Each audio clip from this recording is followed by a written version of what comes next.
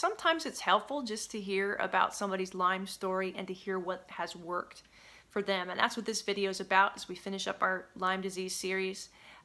If you have it, your symptom load is probably a little bit different than what mine was, because I think everybody's journey is a bit unique and everybody's treatment is unique too, just like we are individuals and how our body chemistry works. All of that plays a factor in how Lyme disease manifests itself. So, but I want to share about 4 things with you on this video that have been a part of my journey that I feel like were pretty strong and important for my Lyme disease treatment. The first one is actually doxycycline, and it's a pretty powerful antibiotic. It's not expensive. That's the nice part about it. It does have quite a few side effects, and I'm dealing with some stomach pain issues from the doxycycline, I believe, and from all the other antibiotics that I took. But the one thing I will say is, while I was on doxycycline, and it did take about 6 months for this to happen, I used to feel like I had been hit, literally just hit by a 2x4 in the back of my head almost every day. I had what I would call a migraine headache about 22 days out of the month, out of every single month. My life was a freaking headache. I can remember days when I would have ice packs on the back of my head, heat on the front of my head, and laying down. I saw chiropractors, I saw acupuncturists, and they helped some. Actually, acupuncture helped a little bit. For me, it only lasts about 2 hours. It would give you pain relief for about 2 hours, and then it would kick back in. So for me, acupuncture wasn't a great solution because it's too expensive for that little amount of time. But what I wanted to tell you is that doxycycline, about 6 months into that, all of a sudden, boom, those headaches began to go away. And I could not believe that. I kept thinking, oh man, there's something structural, there's something being pinched. It literally felt like I just needed to get it adjusted, just crack it one more time to get it, you know. But the reality was the headaches were happening because of the infection. And once we got the infection load down and the inflammation down in the base of my skull and my neck area, the headaches began to go away. So if you're feeling that way, gosh, I'm so sorry. I'm so sorry that you're experiencing that kind of headache. But you, if it's because of Lyme disease, oh man, I don't want you to think that you're stuck having that headache the rest of your life. Like, there are ways to remedy that, but it's going to take some treatment, and it might take some treatment with an ugly antibiotic like doxycycline. One of the side effects of doxycycline is it makes your skin very, very sunburnable, like you're very sensitive to the sun, but it also makes you sensitive, period. I remember going to have a pedicure with a friend of mine while I was on doxycycline, and they started to put that, like, the exfoliant, like, lemon scrub thing on my legs, and it felt like sandpaper. I was like, whoa, whoa, whoa, stop, stop, stop. And she didn't know what was wrong, and I didn't really know because I'd had that done before and wasn't painful at all. But because I was on the doxycycline, it was making everything super sensitive. So it's not the most fun drug to be on. There's side effects to it, but I tell you what, I would do it again just to get rid of those headaches. So that's been a part of my journey and something that helped. I was on numerous other antibiotics as well, and I think even during that headache time, I may have been on a cocktail. I know I was on Plaquenil for quite a while, and azithromycin. So just to throw out some names there for you, if your doctors are talking to you about that, you know, maybe it will be helpful for you. Okay, the second thing I want to mention is antivirals.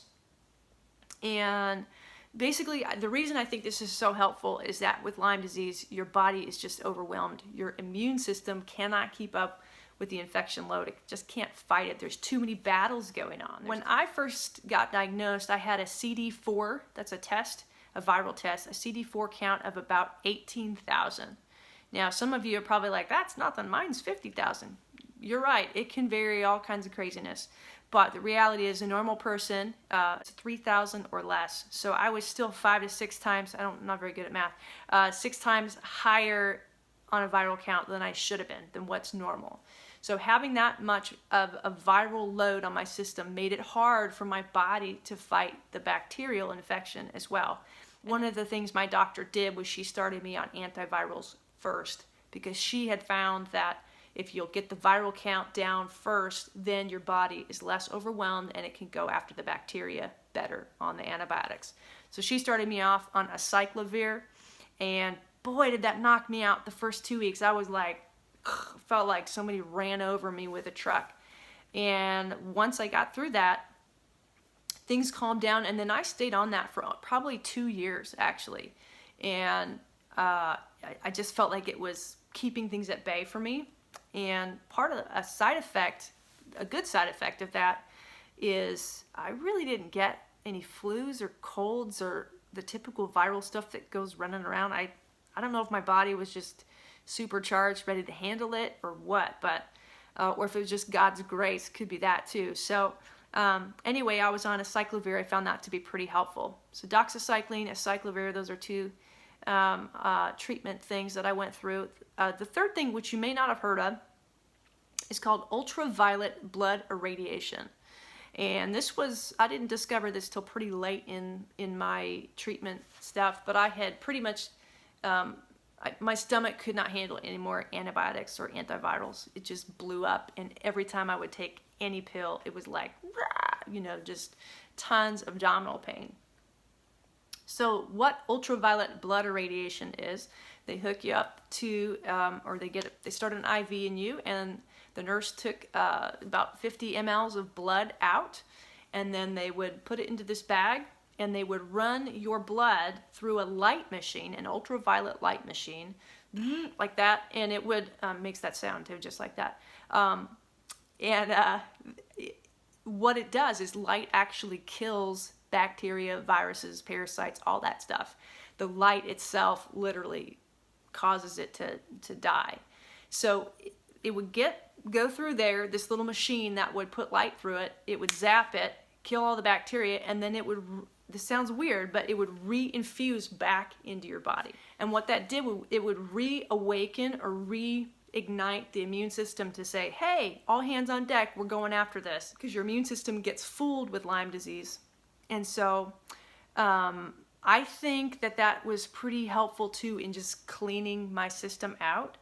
It woke up my immune system, and it helped my body begin to get rid of the rest of those infections on its own. And so I did several treatments of that. They're not the cheapest thing on the block, but they were, I think they were easier on me than the antibiotics. Ultraviolet blood irradiation, you can look that up. Most normal, called normal Western doctors don't do that, but you can Google that and see if you can find a physician or a practitioner in your area that can offer that to you. All right. The fourth thing, and this is probably the most helpful thing, actually, was prayer. On November 12th, 2016, I was at a conference with a bunch of women, and I was very sick at that conference. Everywhere I went, I was just sitting down. I was applying essential oils, you know, on my stomach and back, and just not feeling too good, very, very fatigued as well, and weak. And in the middle of that conference, it was a Christian conference actually, and a group of girls all surrounded me, and they said, you know, we know you're sick, and we want to pray for you. And so this little skinny blonde girl, 3 feet away from me, you know, in our circle here, she just starts praying. I mean, she's like praying, you know. She's not like being dainty about it. Like, she was small in stature and huge in spirit. And she starts praying, and all of a sudden I literally start feeling this sensation, like this cooling peppermint sensation over my stomach, over my back, over my body, like all the places where my pain had been centralized. And at that time in my journey of health, I was having issues with my pancreas and having bouts of pancreatitis. So I had this like stomach thing, and again, I don't know if that was because I had so many antibiotics or if I'm just special. But when I started to feel that, I just immediately had energy, and I knew that something had changed. Now, all my symptoms have not gone, and it wasn't like what I would consider like complete and totally, because a few months later and a few weeks later, my symptoms began to come back some. But when I went and retested for my Lyme, the Lyme actual bacteria through the DNA connections, what had been like 8 or 9 infections was now down to 1.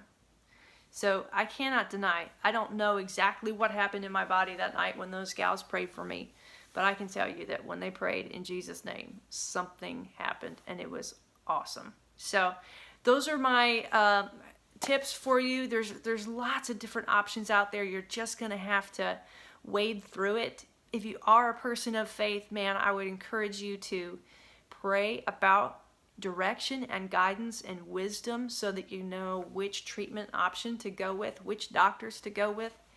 And I would say too, don't be afraid to change doctors, you know, if you're not getting progress. And I think progress is the key, because it's not perfection, or it's not, you're like, I'm not totally well yet. Well, it's a process.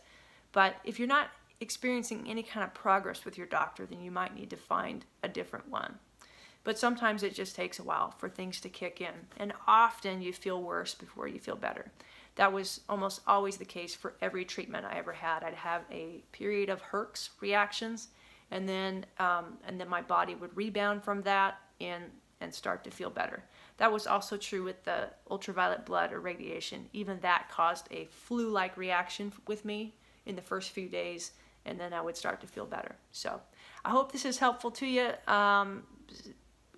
Leave a note, leave a comment. Would love to just be in conversation with you. And if I can help you, man, that's what I would love to do. All right, bye.